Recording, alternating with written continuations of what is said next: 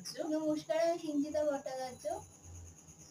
একটি বিশেষ কারণে শুভ শারদীয়া সকলকে। শুভ শারদীয়া সকলকে। দেবীপক্ষের সূচনা হয়ে গেছে। একটি বিশেষ কারণে এই ব্লগে আসা। আমরা হাই নিউজ চ্যানেলে গত ৩রা অক্টোবর আগমনীর বার্তা উপলক্ষে সুরের আকাশে অনুষ্ঠানে অংশগ্রহণ করেছিলাম এবং রেকর্ডিং করেছিলাম অনুষ্ঠানটি।